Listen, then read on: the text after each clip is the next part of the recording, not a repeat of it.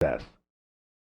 It must suffice to state that we obtain matter enough for the resolution of every morbid idea, if we especially direct our attention to the unbidden associations which disturb our thoughts, those which are otherwise put aside by the critic as worthless refuse.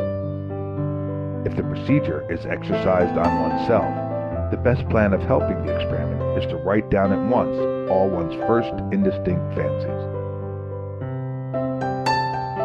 I will now point out where this method leads when I apply it to the examination of dreams.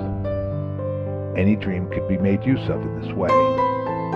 From certain motives I, however, choose a dream of my own, which appears confused and meaningless to my memory, and one which has the advantage of brevity.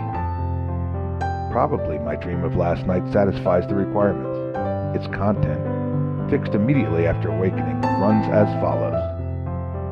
Quote, company, at table or table d'hôte. Spinach is served. Mrs. E.L., sitting next to me, gives me her undivided attention and places her hand familiarly upon my knee. In defense, I remove her hand. Then she says, "But you have always had such beautiful eyes." I then distinctly see something like two eyes as a sketch, or as the contour of a spectacle lens. End quote. This is the whole dream, or, at all events, all I can remember. It appears to me not only obscure and meaningless, but more especially odd. Mrs. E.L. is a person with whom I am scarcely on visiting terms, nor to my knowledge have I ever desired any more cordial relationship. I have not seen her for a long time, and do not think there was any mention of her recently. No emotion whatever accompanied the dream process. Reflecting upon this dream does not make it a bit clearer in my mind. I will now, however, present the ideas without premeditation and without criticism, which introspected yielded. I soon notice that it is an advantage to break up the dream into its elements, and to search out the ideas which link themselves to each fragment. Company, at table or table d'hôte. The recollection of the slight event with which the evening of yesterday ended is at once called up. I left the small party in the company of a friend who offered to drive me home in his cab. "I prefer a taxi," he said. "That gives one such a pleasant occupation. There's always something to look at." When we were in the cab, and the cab driver turned the disc so that the first 60 hellers were visible, I continued the jest. "We've hardly got in, and we already owe 60 hellers. The taxi always reminds me of the table d'hôte. It makes me avaricious and selfish by continuously reminding me of my debt.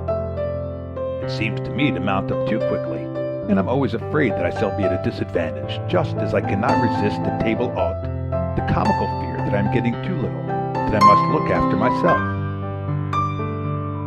In far-fetched connection with this, I quote, "To earth, this weary earth ye bring us.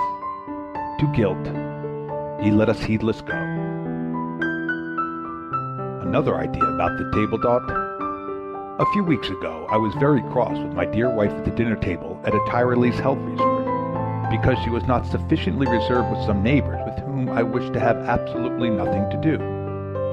I begged her to occupy herself rather with me than with the strangers.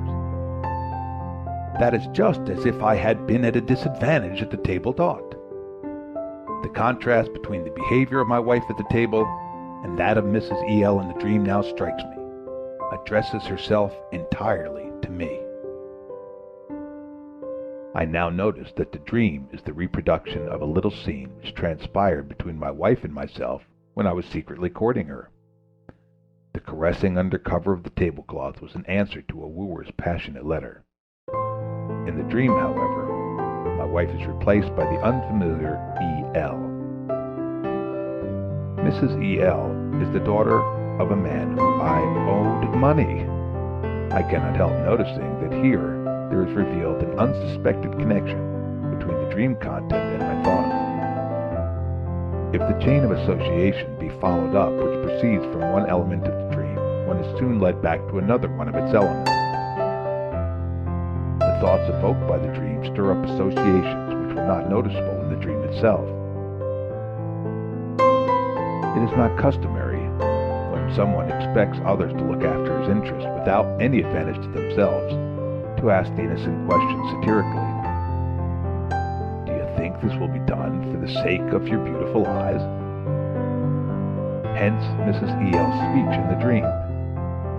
"You have always had such beautiful eyes" mean nothing but people always do everything to you for love of you.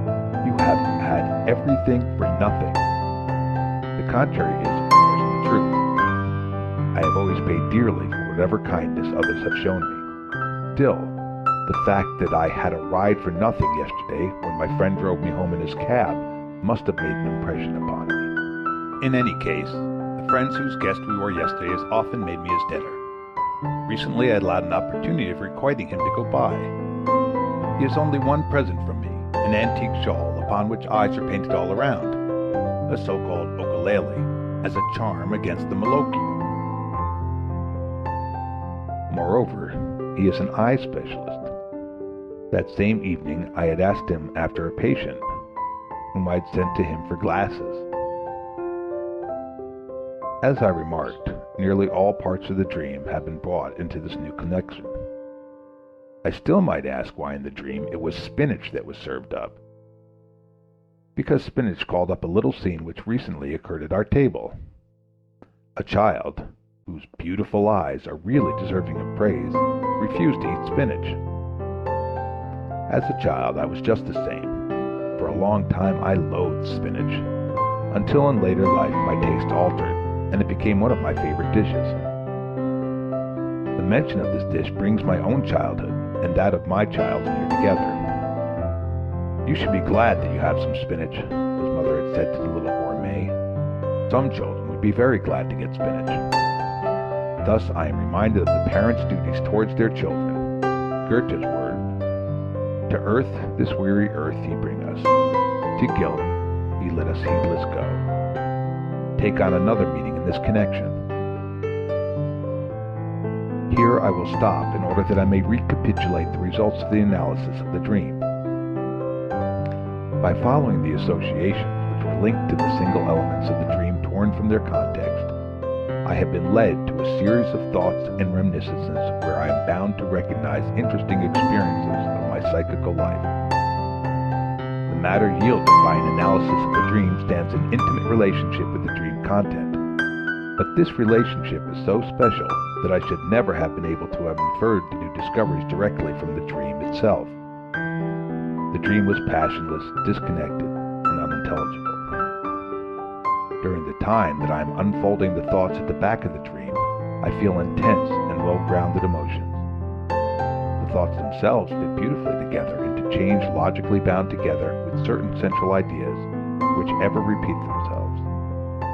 Such ideas not represented in the dream itself are in this instance the antithesis: selfish, unselfish, to be indebted, to work for nothing. I could draw